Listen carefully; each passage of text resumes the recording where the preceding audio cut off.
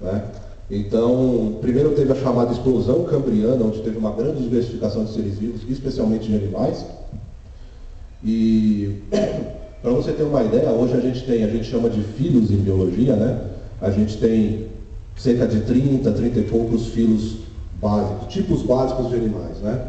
Nessa época chegavam a 50 tipos diferentes, né? E alguns, como você pode ver ali, alguns desses tipos, eles persistem até hoje, mas muitos estão extintos para sempre. Só um minuto.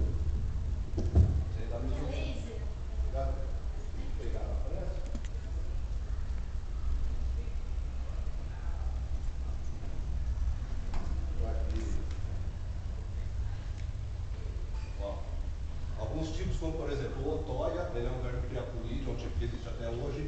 O damelis é um tipo de camarão, existe até hoje. Mas tem outros tipos como o pabinho, o bicho parece um camarão sedimentado, só que não tem perna, tem 5 olhos, tem isso aqui que parece uma tromba.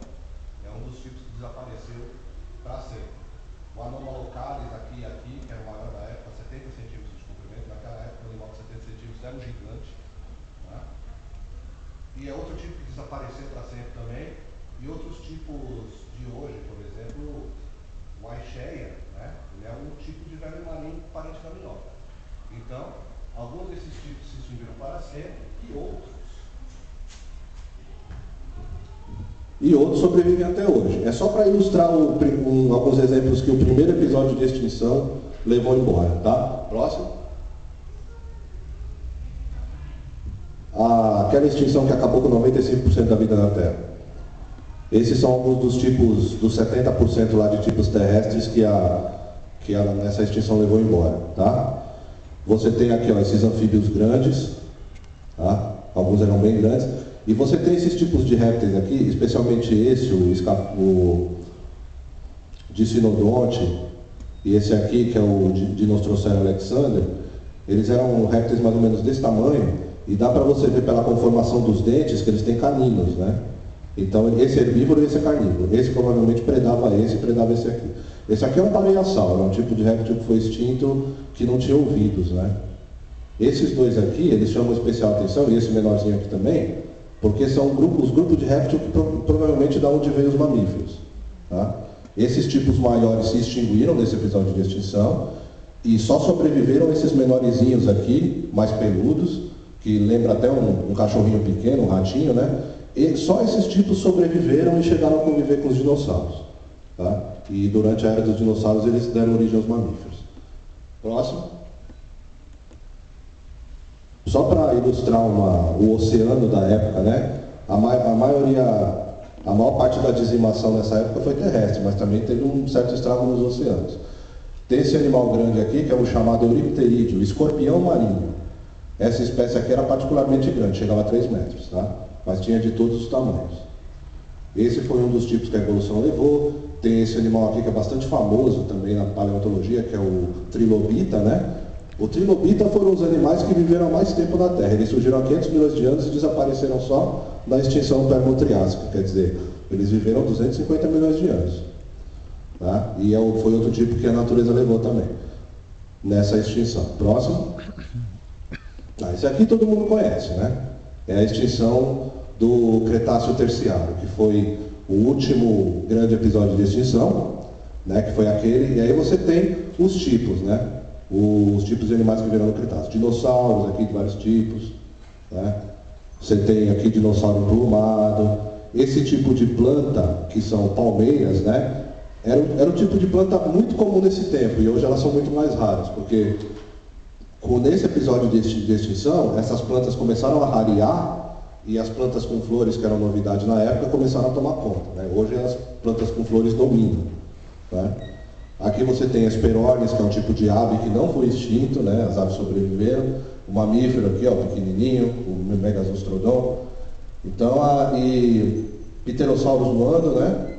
Só para ilustrar um pouco da extinção mais famosa, mas que é sempre bom lembrar, mas que não foi a maior extinção da Terra. A mais famosa, mas que não foi a maior. Pode falar. Aquela parte, voltando àquela parte um pouco da evolução, você rapidinho. Se o dinossauro não tivesse sido extinto, provavelmente teria acontecido aquela mesma coisa com os macacos, né? ele não deixaria ser dinossauro, mas seria inteligente.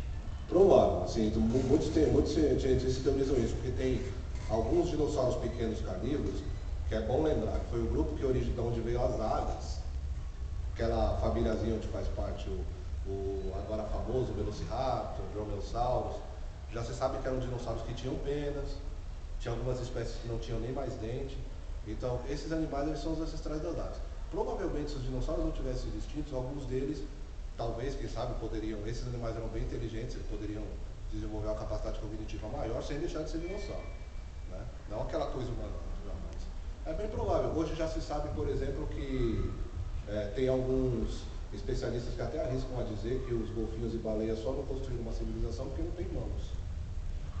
Porque a inteligência deles não deixa nada a dever a nós. Tá? Próximo, por favor. Esse é um animal que aqui tem a foto, estava lá junto com o Richard Dawkins, né? É o chamado Ammonite ou Ammonoide. Ele lembra um pouco o Náutilo que vive hoje. Só que a estrutura da concha é bem diferente, né? Aqui são duas espécies diferentes. Esses animais, eles eram muito comuns até a época dos dinossauros. Tá? E existiam várias espécies de todos os tamanhos, desde o tamanho de uma moeda até uma espécie que tinha 3 metros de envergadura. Tá? E esses foram algumas das espécies marinhas que desapareceram junto com os dinossauros. E aqui, ilustrando, a gente tem um braquiópode e uma ostra. O interessante é que até a época dos dinossauros, quem dominava os mares eram os braquiópodes. Tá?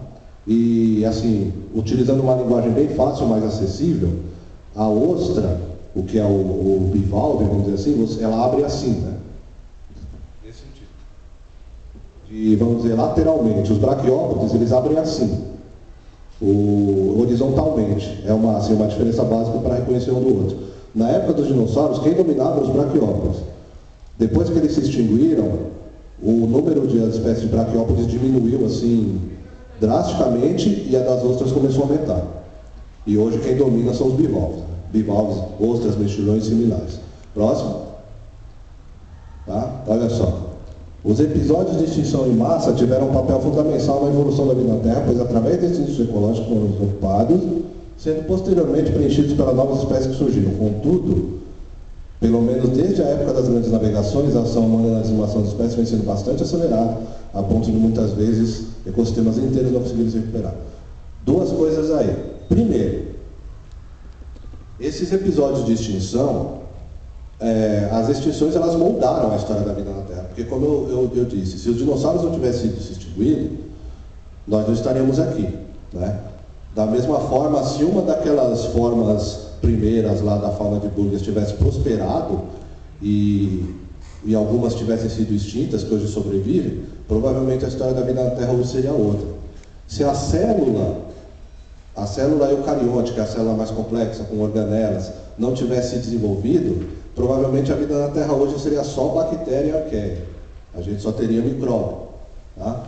Então, assim, as extinções elas ajudaram a mudar a evolução da Terra, porque através de um episódio de extinção em massa, um monte de nicho ecológico fica desocupado, né? Para quem não sabe, nicho ecológico, falando de uma forma bem didática, vamos dizer, seria o papel, entre aspas, que a espécie exerce na natureza.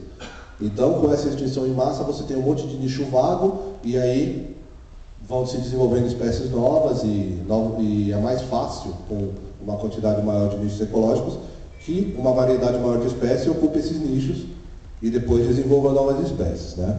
Só que o que acontece? Todos esses episódios de extinção, a Terra levou alguns milhares, milhões de anos para se recompor, gerando novas espécies.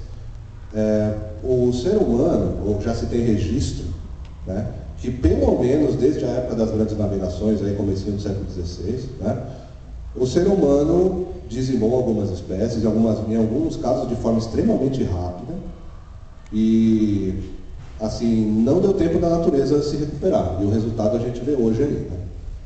Né? Próximo, por favor. Espécies extintas pela ação humana.